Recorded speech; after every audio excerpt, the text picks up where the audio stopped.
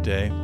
It is a great time to worship God together, to listen, to reflect, to pray about what God might say to us today. I want to invite you into the midst of this Kingdom of God series that we are doing, in which we are asking God to help shape us and mold us into that family of God that brings people together from all nations and tribes and brings us together in a season in which people are divided and excluding one another.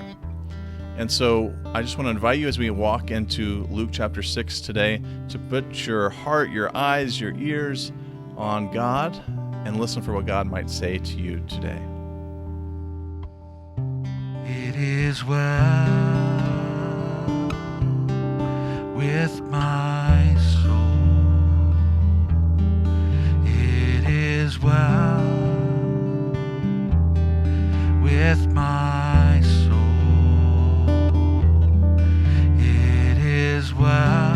It is well with my soul.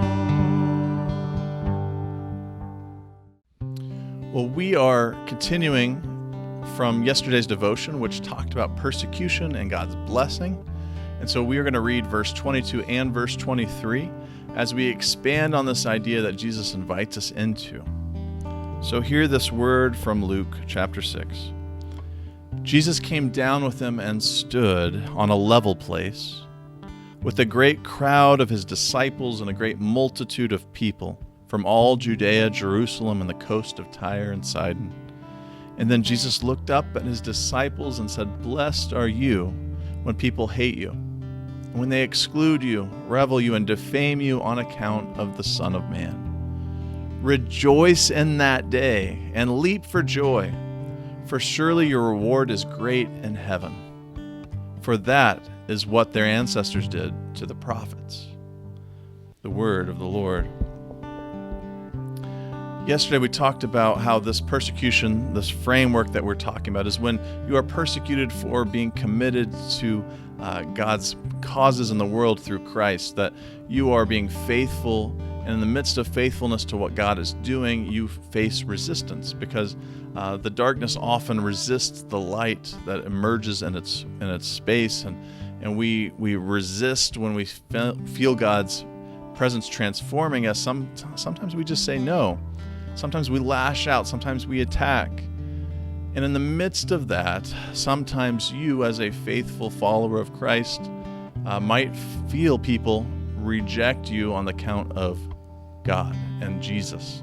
And so in the midst of that, yesterday we talked about how God says you are blessed, not cursed. You are blessed when they hate you on account of the Son of Man.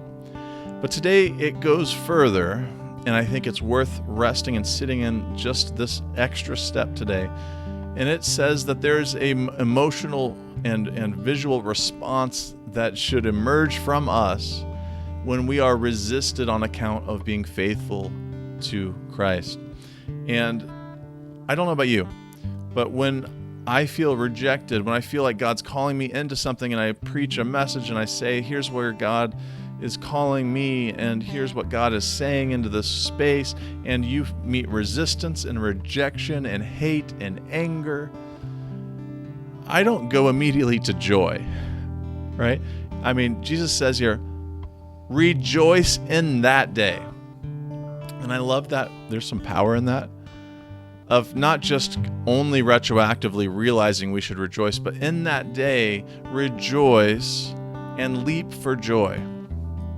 And so before we can get to that place where maybe we can realize that joy in the moment, I want to invite you to reflect on when in your life have you been faithful to God's calling in your life and yet you got pushed back and resisted and rejected and shamed and excluded? When is a time in which you were faithful and rejected on the sake of Christ? Can you think back over that memory, over that moment, over the people involved, over yourself, and turn that memory from whatever emotion you had for it and turn it to joy?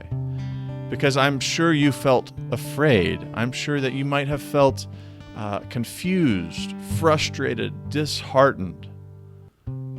But what is it to see that moment and to realize that there should be a joy because you were following God faithfully and you were bringing good news, and they rejected and resisted it, not because you had done anything wrong, but because you had done what God asked you to do. And so can you think back, put yourself into those moments and see them now with joy?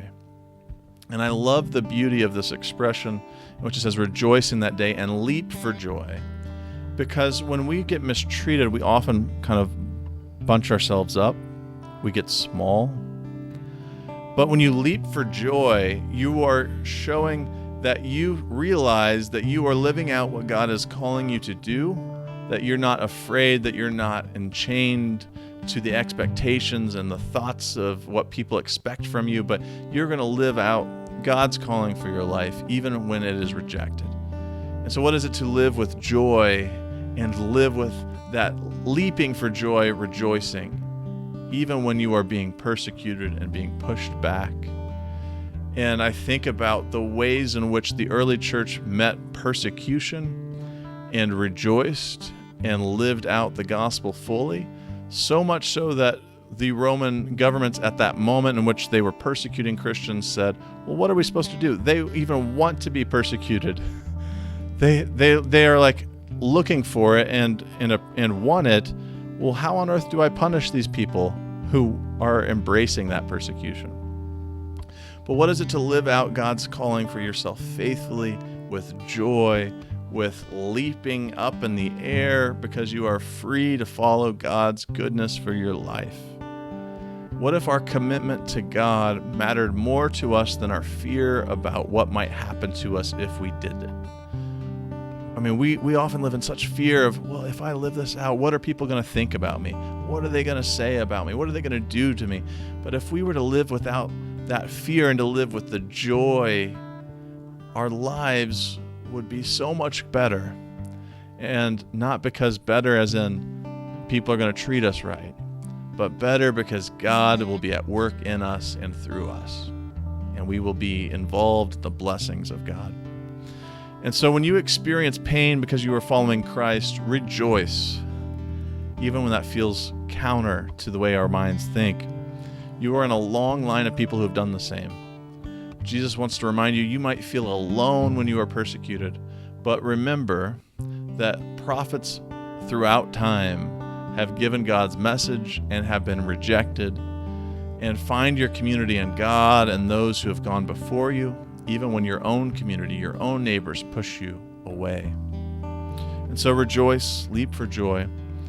And I want you to think and to consider what in your life deserves joy that you aren't finding it in it right now. What struggle in your life due to your faithfulness to God do you need to rejoice over? You might be in the midst of struggles. You might be in the midst of resistance and rejection. If you are doing it because God is speaking through you and God is moving you, just take it as joy. Rejoice, be encouraged, be strengthened today. If you're thinking about your life and you're like, I don't know if I've met resistance. I don't know if I've met rejection. Maybe God has something that God is inviting you into that you haven't given a full yes to. And maybe today's a time to reflect and think about what you might have been afraid to say yes to because you thought there might be persecution, that there might be rejection. And think about what God might be inviting you into today, because you might be shackled to something that God is inviting you to go leap for joy at freedom and pronouncing good news, no matter what the response might be. So I invite you to think and to consider what joy you might have even when people hate you, even when they mistreat you, speak ill of you. And so here today, the word again from Luke chapter 6,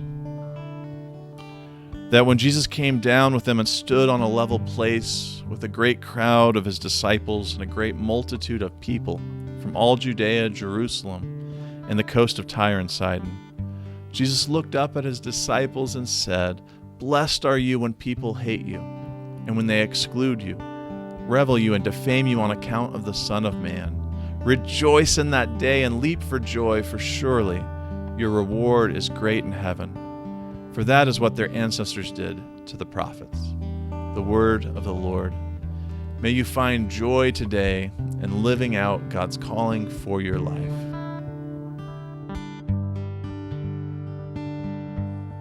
It is well with my